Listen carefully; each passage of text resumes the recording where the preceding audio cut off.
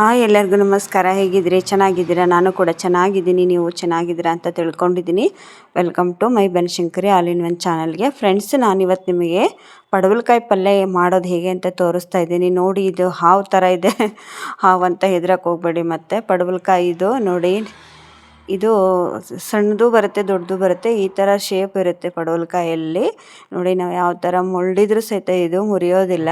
ಪಲ್ಯ ಮಾತ್ರ ತುಂಬ ಸಖತ್ತಾಗಿರುತ್ತೆ. ಎಲ್ಲ ಮಾರ್ಕೆಟಲ್ಲೂ ಸಿಗುತ್ತೆ, ತರಕಾರಿ ಮಾರ್ಕೆಟಲ್ಲಿ. ಇವಾಗ ಇದನ್ನು ನಾನು ಮೇಲ್ಗಡೆ ಸಿಪ್ಪೆನ ತಗೊತೀನಿ. ಅದಕ್ಕೆ ತೋರ್ಸೋಕ್ಕೋಸ್ಕರ ಕಟ್ ಮಾಡಿರಲಿಲ್ಲ ನಾನು ನಿಮಗೆ. ಪಡವಲಕಾಯಿ ಅಂತಂದರೆ ಕೆಲವೊಬ್ಬರಿಗೆ ಗೊತ್ತಿರೋದಿಲ್ಲ. ಈ ಥರ ಇರುತ್ತೆ ನೋಡಿ ಪಡವಲಕಾಯಿ. ಇದನ್ನು ನೀಟಾಗಿ ಮೇಲ್ಗಡೆದೆಲ್ಲ ನಾವು ಸಿಪ್ಪೆನ ತಕ್ಕೋಬೇಕು. ನೋಡಿ, ಸಿಪ್ಪೆನ ತಕ್ಕೊಂಡು ಮತ್ತೊಂದು ಸಲ ತೊಳ್ಕೊಬೇಕು. ಫಸ್ಟ್ಗೆ ಏನು ತೊಳೆಯೋದಕ್ಕೆ ಹೋಗ್ಬೇಡಿ, ಯಾಕಂದರೆ ಜಾರುತ್ತೆ ಅದು ಕೈಯಲ್ಲಿ. ಅದಕ್ಕೆ ಈಗ ನೋಡಿ, ಮೇಲ್ಗಡೆದೆಲ್ಲ ಸಿಪ್ಪೆನ ನೀಟಾಗಿ ತಕ್ಕೊಳ್ಳಿ. ನೋಡಿ, ಈ ಥರ ಸಿಪ್ಪೆ ತಕ್ಕೊಂಡು ಒಂದು ಸಲ ಕ್ಲೀನಾಗಿ ತೊಳಿಬೇಕು. ಇದನ್ನು ತುಂಬ ಚೆನ್ನಾಗಾಗುತ್ತೆ. ಪಲ್ಯ ಮಾತ್ರ ತುಂಬ ಸಖತ್ತಾಗಿ ಆಗುತ್ತೆ. ಸಾಂಬಾರಂತೂ ಇನ್ನೂ ಸಖತ್ತಾಗಿ ಆಗುತ್ತೆ. ಇಲ್ಲಿ ನೋಡಿ, ನಾನು ತೋರಿಸ್ತಿದ್ದೀನಿ ನಿಮಗೆ. ನಾನು ಇವಾಗ ಮೇಲ್ಗಡೆ ಸಿಪ್ಪೆನ ತಕ್ಕೊಂಡ್ಬಿಟ್ಟು ಈ ಥರ ಹೆಚ್ಚಿಟ್ಕೊಂಡಿದ್ನಲ್ಲ ಪಡವಲಕಾಯಿಯನ್ನು ನೋಡಿ, ಈ ಥರ ಭಾಗ ಮಾಡಿಕೊಂಡು ತಕ್ಕೊತೀನಿ. ಇವಾಗ ಇದನ್ನೆಲ್ಲ ಕ್ಲೀನ್ ಮಾಡಿಬಿಟ್ಟು ನೋಡಿ, ಇವಾಗ ತೊಳ್ಕೊಂಡು ಬಂದಿದ್ದೀನಿ ನಾನು. ಇದನ್ನು ಹೀಗೆ ತೆಗೆದಾದ್ಮೇಲೆ ಸಿಪ್ಪೆನ ಈ ಥರ ತೊಳ್ಕೊಬೇಕು. ನೋಡಿ, ಈ ಥರ ತೊಳ್ಕೊಂಡು ಆಮೇಲೆ ಈ ಥರ ಸಣ್ಣಗೆ ಹೆಚ್ಚಿ ಇಟ್ಕೋಬೇಕು. ನೋಡಿ, ಇಷ್ಟು ಸಣ್ಣಗೆ ಆಗಬೇಕದು ಪಡವಲಕಾಯಿ. ತುಂಬ ಚೆನ್ನಾಗಾಗುತ್ತೆ. ಪಲ್ಯ ಮಾತ್ರ ತುಂಬ ಸಖತ್ತಾಗಿ ಟೇಸ್ಟ್ ಕೊಡುತ್ತೆ. ಬನ್ನಿ, ಇವಾಗ ಪಲ್ಯಕ್ಕೆ ಯಾವ ಥರ ಮಾಡೋದು ಅಂತ ತೋರಿಸ್ತೀನಿ ನಾನು ನಿಮಗೆ. ಈ ಕಡೆ ಒಂದು ಬಾಣಲೆಯಲ್ಲಿ ಸ್ವಲ್ಪ ಎಣ್ಣೆನ ಹಾಕಿಬಿಟ್ಟು ಹುರ್ಕೊಳ್ಳೋಣ ಇದನ್ನು. ಯಾಕಂದರೆ ಹಸಿ ವಾಸನೆ ಹೋಗಬೇಕು. ಇದು ಸ್ಮೆಲ್ ಇರೋದ್ರಿಂದ ಹಾಗೆ ತಿನ್ನೋಕ್ಕಾಗೋದಿಲ್ಲ. ಅದಕ್ಕೆ ಸ್ವಲ್ಪ ಹಸಿ ವಾಸನೆ ಹೋಗೋವರೆಗೂ ನಾವು ಹುರ್ಕೊಳ್ಳೋಣ.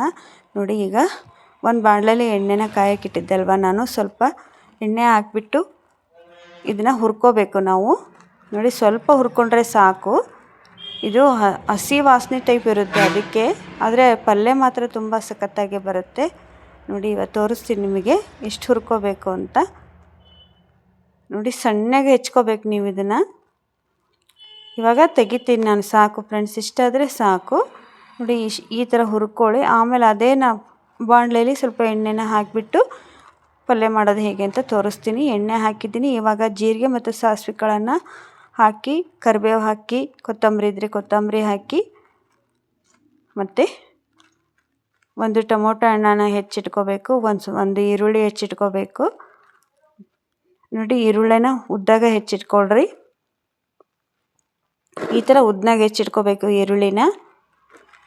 ನೋಡಿ, ಸ್ವಲ್ಪ ಕೋಲ್ಡ್ ಆಗಿರೋದ್ರಿಂದ ನನಗೆ ಮಾತಾಡೋಕ್ಕೂ ಆಗ್ತಿಲ್ಲ ಫ್ರೆಂಡ್ಸ್. ಪೂರ್ತಿ ವಿಡಿಯೋ ನೋಡಿ ಸಪೋರ್ಟ್ ಮಾಡಿರಿ. ಇಲ್ಲಿ ನೋಡಿ, ಈ ಥರ ಉದ್ದನಾಗಿ ಹೆಚ್ಚಿಟ್ಕೊಂಡಿದ್ನಲ್ಲ ಈರುಳ್ಳಿ ಸ್ವಲ್ಪ ಫ್ರೈ ಆದಮೇಲೆ ಟೊಮೊಟೊನ ಹೆಚ್ಚಾಕೊಳ್ಳಿ. ಟೊಮೊಟೊನ ನೀವು ಉದ್ದನಾಗಿ ಬೇಕಾದ್ರೆ ಹೆಚ್ಚಾಕೋಬೋದು. ಎರಡನ್ನೂ ಫ್ರೈ ಮಾಡಿಕೊಂಡು ನೋಡಿ, ಇವಾಗ ಕರಿಬೇವು, ನಾನು ಕೊತ್ತಂಬರಿ ಇರಲಿಲ್ಲ ಹಾಗಾಗಿ ಕರಿಬೇವು ಹಾಕಿಬಿಟ್ಟು ತೋರಿಸ್ತಾ ಇದ್ದೀನಿ. ಇವಾಗೆಲ್ಲ ನೀಟಾಗಿ ಫ್ರೈ ಮಾಡ್ಕೊಳ್ಳಿ ಇದರಲ್ಲೇ. ನೋಡಿ, ಈಗ ಫ್ರೈ ಆಗ್ತಿದೆ. ಇದು ತುಂಬ ಚೆನ್ನಾಗಾಗುತ್ತೆ ಪಲ್ಯ ಮಾತ್ರ. ಪಡವಲಕಾಯಿ ಮಾರ್ಕೆಟ್ ಒಳಗೆ ಸಿಗುತ್ತೆ ನೋಡಿ. ಅದರಲ್ಲೂ ಸಣ್ಣದು ಬರುತ್ತೆ, ಸಣ್ಣ ಇರುತ್ತೆ. ನಿಮ್ಗೆ ಯಾವ್ದು ಬೇಕಲ್ಲ ಅದನ್ನು ತಂದು ಮಾಡ್ಕೋಬೋದು. ಸಾಂಬಾರು ಮಾತ್ರ ತುಂಬ ಸಖತ್ತಾಗಿ ಆಗುತ್ತೆ ಇದು. ಬೇಕಾದ್ರೆ ಅದನ್ನೂ ಒಂದು ಸಲ ತೋರಿಸ್ತೀನಿ ನಿಮಗೆ. ಇಲ್ಲಿ ನೋಡಿ, ಅದರಲ್ಲೇ ನಾನು ಆವಾಗಲೇ ಪಡವಲಕಾಯಿನ ಹುರಿದಿಟ್ಕೊಂಡಿದ್ದೆನಲ್ಲ, ಅದನ್ನು ಪಡವಲಕಾಯಿನ ಇದಕ್ಕೆ ಹಾಕ್ತೀನಿ ನೋಡಿ. ನಿಮ್ಗೆ ಗೊತ್ತಾಗೋದಿಲ್ಲ ಅನ್ನೋದಕ್ಕೋಸ್ಕರ ನಾನು ಪಡವಲಕಾಯಿ ತೋರಿಸ್ಬಿಟ್ಟು ವಿಡಿಯೋ ಮಾಡ್ತಾಯಿದ್ದೀನಿ ನೋಡಲ್ಲಿ. ನೋಡಿ, ಈ ಥರ ಎಲ್ಲ ನೀಟಾಗಿ ಮಿಕ್ಸ್ ಮಾಡಿಕೊಂಡು ಆಮೇಲೆ ಇದಕ್ಕೆ ಸ್ವಲ್ಪ ಗರಂ ಮಸಾಲ ಹಾಕ್ತಾಯಿದ್ದೇನೆ ನೋಡಿ. ನಾನು ಸ್ವಲ್ಪ ಗರಂ ಮಸಾಲ ಹಾಕಬೇಕು. ಆಮೇಲೆ ರುಚಿಗೆ ತಕ್ಕಷ್ಟು ಉಪ್ಪನ್ನು ಹಾಕಬೇಕು. ಸ್ವಲ್ಪ ಸಾಂಬಾರು ಪುಡಿ ಮತ್ತು ಚಿಲ್ಲಿ ಪೌಡರನ್ನು ಹಾಕ್ತಾಯಿದ್ದೀನಿ ನಾನು.